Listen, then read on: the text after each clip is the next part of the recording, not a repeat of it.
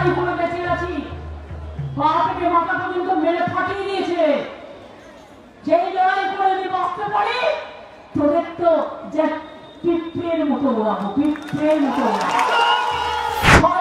শয়তানি দানবিক অমানবিক, রোহিঙ্গার ভাষা আলাদা, বাংলা ভাষা আলাদা বলে কিনা, বাংলা বলে কোনো ভাষাই নেই। আমি বলি হ্যাঁ, তোমার শয়তানি ভাষা আছে, বাংলা ভাষা তো থাকবে না।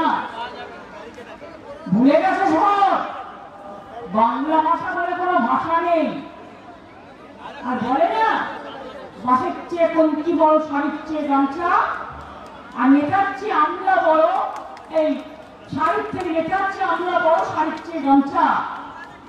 কয়েকটা ঢুকেছে অপদার্থ, রোজ ভাবছে ক্ষমতায় আছি, মিডিয়াকে কন্ট্রোল করে, গদি মিডিয়াকে দিয়ে উল্টো পাল্টা বলে মানুষে মানুষে ভেদাভেদ করবো, আর সবার নাম বাদ দেবো, যাকে ইচ্ছা রাখবো, যাকে ইচ্ছা রাখবো না। এরা ভুলে গেছে আগামী দিন দেশটাই যদি না থাকে, তোরা কেউ থাকবি না। দেশটাই যদি না থাকে, তোরা কোথায় থাকবি? বাংলার উপর অত্যাচার হবে জেনে রাখবেন। মানুষের নাম, জেনুইন ভোটারের নাম বাদ গেলে আমি কিন্তু সারা বিশ্ব ঘুরে বেড়াবো এবং তোমাদের মুখোশ সারা পৃথিবীর মানুষের কাছে টেনে খুলবো। আমি কখনো দেশের ব্যাপারে আমি বিশ্বকে জানাই না, চুপচাপ থাকি, কিন্তু এবার কিন্তু আমি মুখে লোকপ্লাস্টার লাগিয়ে থাকবো না। আমাদের মাটির ওপর অত্যাচার হলে, ভাষার ওপর অত্যাচার হলে আমি বিশ্ব বাংলা সারা বিশ্বকে জানাবো এই সরকার কিভাবে মানুষের উপর অত্যাচার করছে, অগণতান্ত্রিক কায়দায় মানুষকে তার সব ক্ষমতা কেড়ে নিচ্ছে। আপনি আমাকে 100 দিনের কাজে টাকা দেন না, 4 বছর, আমার যায় আসে না, আমরা কর্মশ্রী করেছি। আপনারা বাংলা গাড়ির টাকা দেন না, আমরা 45 লক্ষ করেছি, পরে 10 লক্ষ করেছি, আরো 16 লক্ষ টাকা ডিসেম্বরে, বাদ বাকিতে দেবো মে মাসে, তারপরে যেটুকু বাকি থাকবে সেটাও দিয়ে দেবো।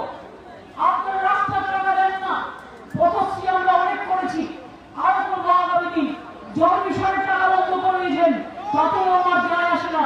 কিন্তু মনে রাখবেন, আপনারা আপনাদের আইটিসি, আমার আইটিসি ভাই বোনদের বলি, একটা মালপোয়ার নাম শুনেছেন তো? মালপোয়া খাই কখনো কখনো আমরা। মালপোয়ারা বলছে আমাকে ন্যাশনাল সিকিউরিটি অ্যাক্টে গ্রেপ্তার করা উচিত। কেন আমি বাংলা ভাষার কথা বলেছি? আমি তোদের বুকের কথা থাকলে বল, কখন গ্রেপ্তার করবি আর কখন গুলি করবি। অনেক গুলি চালিয়েছে, ওদের গুলির সাথে লড়াই করে বেঁচে আছি, পা থেকে মাথা পর্যন্ত মেরে ফাটিয়ে দিয়েছে।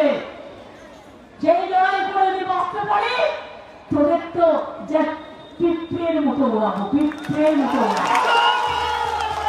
একদিন জঙ্গল মহলে মানুষকে পিঁপড়ে খাওয়াতিস, সেদিনকেও খবর নাওনি। 1992 সালে আমার মনে আছে, স্বামীজির জন্মদিনে আমি বেলপাহাড়ি গ্রামটায় গিয়েছিলাম, স্কুটারে করে লুকিয়ে লুকিয়ে গিয়ে দেখে এসেছিলাম ওখানকার আদিবাসী মা বোনেদের ঘরে একটা কিছু কাঠের চুলোয় রান্না হচ্ছে।